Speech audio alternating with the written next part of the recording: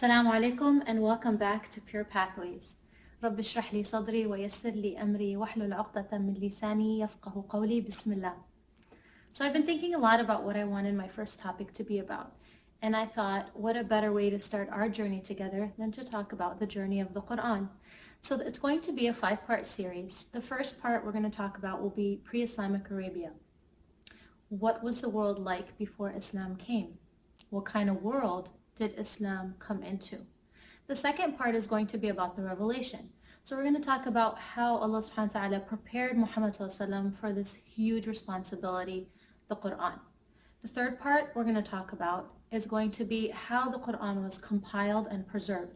And that's really important because it really helps with your confidence to know that the book of Allah subhanahu wa ta'ala is His true word when you see the way it was brought together and how it was never changed. The fourth part will be about the miracles of the Quran, the grammatical miracles, the linguistic miracles, and the scientific miracles that are mentioned within it. And the last part will be about the benefits of the Quran in our lives, the importance of the Quran in our lives. So inshallah, my goal is that by the time we finish all these 5 sections, that we'll have a better understanding of how amazing this book of Allah subhanahu wa ta'ala really is. So let's begin. What did the Arabian Peninsula look like during the beginning of the 6th century before Muhammad ﷺ was sent as a prophet and before the Quran came down to mankind? During that era, there were 2 main world powers. Those were the Persian Empire and the Roman Empire. Now there was a lot of oppression that went on because for centuries these 2 major powers had been fighting each other for land acquirement and for power. The weak was always preyed upon by the strong, and the rich always oppressed the poor. And there was a specific hierarchy that people were put into, with the kings being on top, the magicians coming below them, and everybody else being all the way at the bottom. Violence was seen as a pastime. It was a form of entertainment. And the Romans had a practice where they would sometimes kidnap people or force slaves or criminals into becoming gladiators. Now, gladiators were combatants, basically, that were forced into a large arena called a Colosseum with an audience watching. And they would be forced to fight each other to the death. Their lives were often very violent and very short-lived. And sometimes they would even place a gladiator in this arena with wild animals. The animals would literally tear these gladiators to shreds. And the more violent the games were, the more the crowd cheered. I mean, to us, this is disgusting and gruesome, but unfortunately, this was the most popular form of entertainment during that era.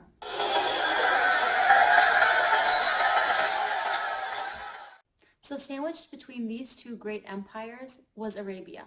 And what was Arabia like at the time? Well, it was a very hot desert. Not that much water or agriculture to speak of.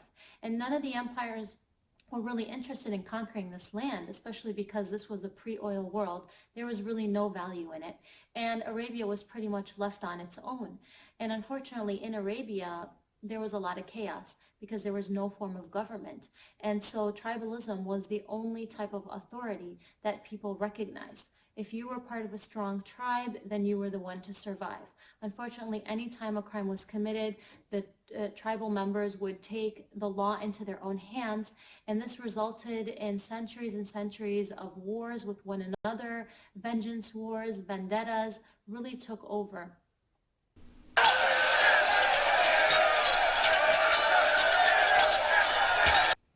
So the law of the land was pretty much blood for blood and life for life. And even the tribes that were nomadic, meaning that they moved from place to place, they were always hiding out in the deserts and robbing and raiding the caravans that were going back and forth to trade and buy goods. Unfortunately, again, because there's no government, they were never held responsible for their actions. Basically, war, hunger, and malnutrition became the constant institutions in Arabia. So let's look at the social ills now. What kind of social system was in place in Arabia? Well, stealing from the orphans and widows was pretty popular. Enslaving people who were weaker and poorer than you was also very popular. I mean, slaves were bought and sold and traded in the marketplace as if they were animals. And oftentimes, people treated their animals better than they treated their slaves. So now let's look at the religious backdrop of Arabia. First of all, it's important to recognize that we call the time prior to Islam the time of Jahiliyyah. And Jahiliyyah means the time of ignorance. Why? Basically because the practices and the beliefs of the Arabs during that time were pretty much ignorant practices. And so during the time of the Jahiliyyah, most of the Arabs were pagans, meaning idol worshippers, but there were also some Christians and Jews. Now, I'm sure all of you, especially those who have been in Islamic schools or have been to any kind of halaqat or watched any kind of Islamic videos, know that most of the Arabs were idol worshippers. But let's talk about how idol worshipping actually started. Now, we get this information from the Quran, from Surah Nuh, that Nuh alayhi salam's people were the first people to invent idol worshipping. And how did this happen? It basically happened kind of by accident.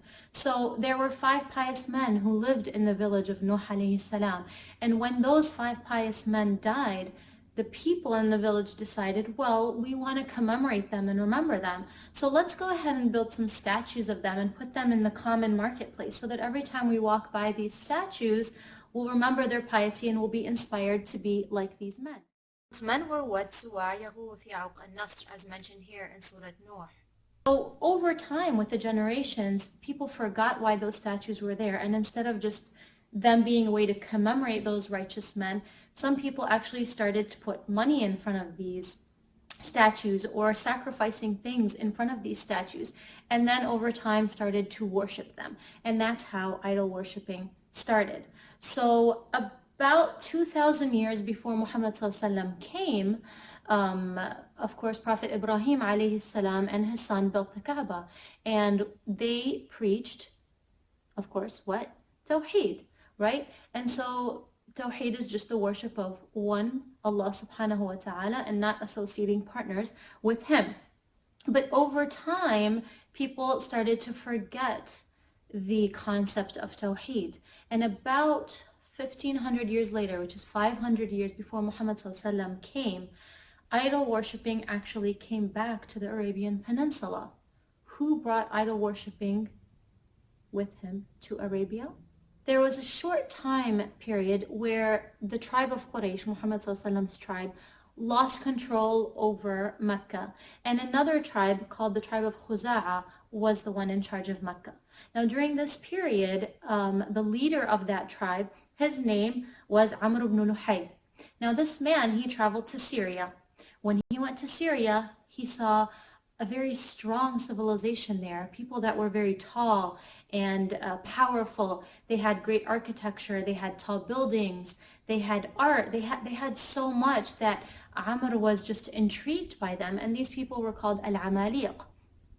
So when he saw these people, he asked them, where did you get all this power from and glory from? And they told him, well, it's because of our idols. And so he looked and he saw that they were idol worshippers.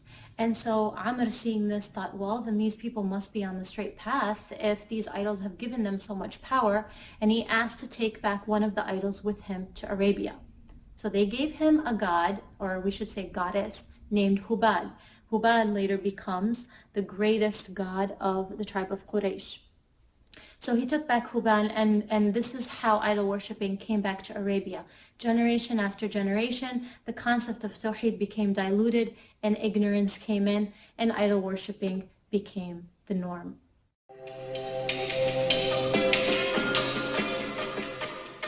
So now that the practice of idol worshipping came back to Mecca, the Arabs started to get creative with these gods, right? So they started making them in different shapes and different sizes, and some of them were human form, some of them were animal form, some of them were actually human and animal together, right? And so they would put them around the Kaaba. And some of these gods even started to serve different purposes. So you had, this god's specialty is in marriage. So if a man wanted to get married, he would pray to this god. And if a man's wife couldn't have children, well, then he would pray to the god that, that gives children. And, if somebody was sick, that they would pray to the god of healing. And if there was a drought, they would pray to the god of water. And so they started giving these different gods and goddesses different types of powers. Right? And of course, this is complete shirk, and we've moved so far away from the concept of La ilaha illallah. Another thing that we would find as being funny, but it's kind of sad at the same time, is that they actually started making travel-sized gods. Believe it or not. They thought, well, when we're near the Kaaba and we're with our gods, that's great and dandy. I mean, they're protecting us and they're taking care of our needs. But what happens when we move away from the Kaaba? What happens when we are traveling on a journey? Who's going to protect us on this journey? Well, we need to take our gods with us on the journey. So let's create tiny mini travel-sized gods that we can put with us on our caravans, and then they can protect us, which of course to us is a ridiculous concept. I mean, what makes a God, subhanahu wa ta'ala, is that he's with you wherever you are and he protects you wherever you are. But anyway, even Umar ibn al-Khattab radiallahu anhu, later on when he becomes a Muslim, he kind of laughs at himself and remembers that, oh my gosh, in the days of Jahiliyyah, I once made a god, I fashioned my idol out of tamr, out of dates. And, the journey became so long and I ran out of food and I was hungry and I found nothing to eat except my idol. And so I ate her. Right? And so he laughs at that and, they think back to it and think, how could I have done such an ignorant thing? And that's kind of a mini lesson for us too, that just because everybody's doing it doesn't mean it's right. And actually, most of the time, if everybody's doing something, most of the time that something is wrong. Because doing the right thing is harder than doing the wrong thing. And you'll find that there are less people doing what's right and more people doing what's wrong.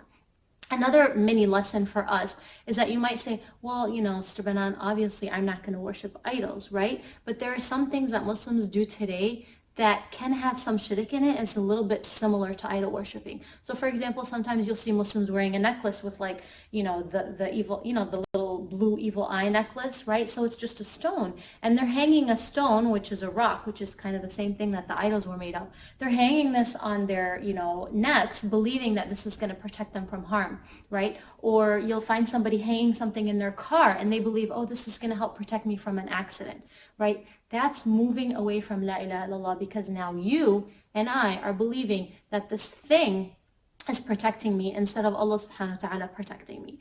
So we need to be really, really careful of these, minor forms of shirk that sometimes we might do. I've even seen people go to holy places like where Sahaba are buried, or righteous people are buried, and they'll make dua, to those graves, basically. So this is also a form of shirk that we need to stay away from and recognize for what it is.